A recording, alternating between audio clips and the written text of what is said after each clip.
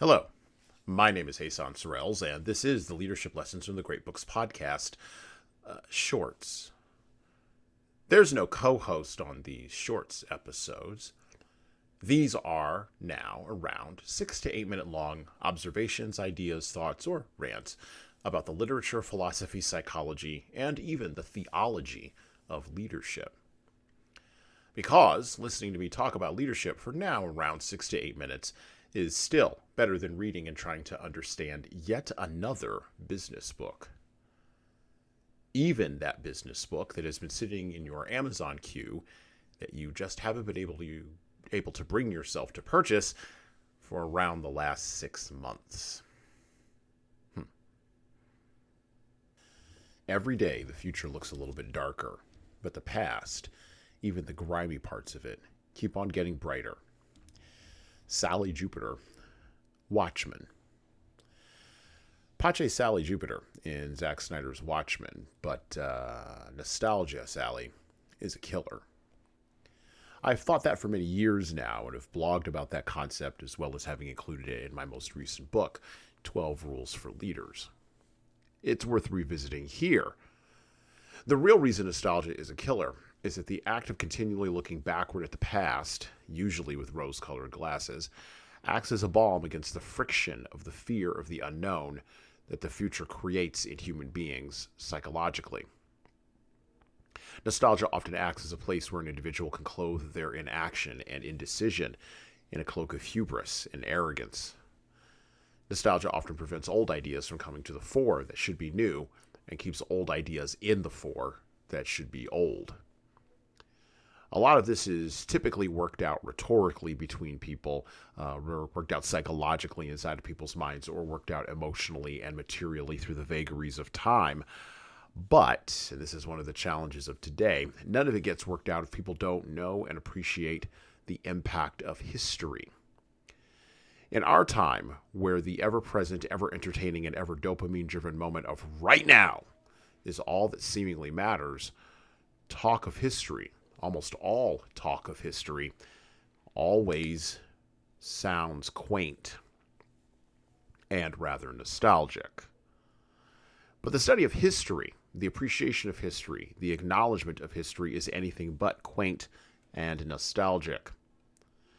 The solutions to many of our postmodern leadership problems, the decline of meaning in the West, the fractured nature of familiar relations, the splintering of definitional roles for men and women, the inability to appropriately order the hierarchy of problems that are solvable through man's efforts, the intransigence of human sin, the complexity of economic life, and the choices individuals make, and the tensions between freedom and tyranny can all begin to be solved by looking at all of those problems through the lens of history, to bring solutions to the present from the other side of history.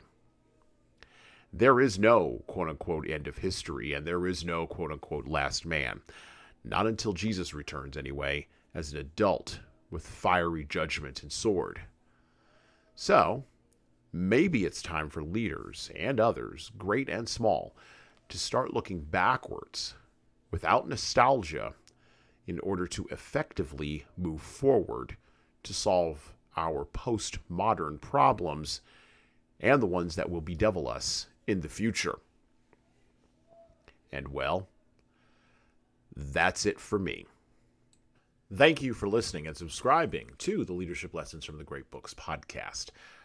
If you're listening to this on any of the major podcast players, like iTunes, Google Podcasts, or Spotify, please go ahead and leave us a 5-star review and write a little bit in there. A couple of sentences is good enough. That actually helps us game those algorithms that I was just maybe addressing. And, of course, it helps us grow the show. Tell all your family, tell all your friends, and tell the leaders in your life that you know that need to be listening to this show that this show exists. By the way, if you want to get started on the leadership path yourself, or you know some people who need to go on the leadership path, HSCT Publishing, the home company of Leadership Toolbox and Leadership Lessons from the Great Books podcast, can help you and your team do that.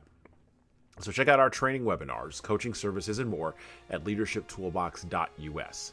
We are remote, we're live, we're in person, we're on video, And we've got leadership development solutions for your civic group, nonprofit staff, public sector staff, or even your private sector leaders. And of course, you're going to want to check out our video-based subscription service at leadingkeys.com.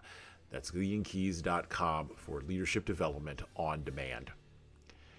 You don't like videos, you don't like training, but you really like the podcast? Well, I would also recommend reading a book.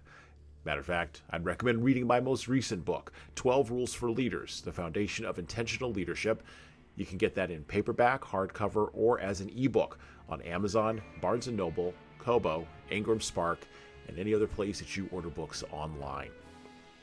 Finally, of course, we're on YouTube just like everybody else is.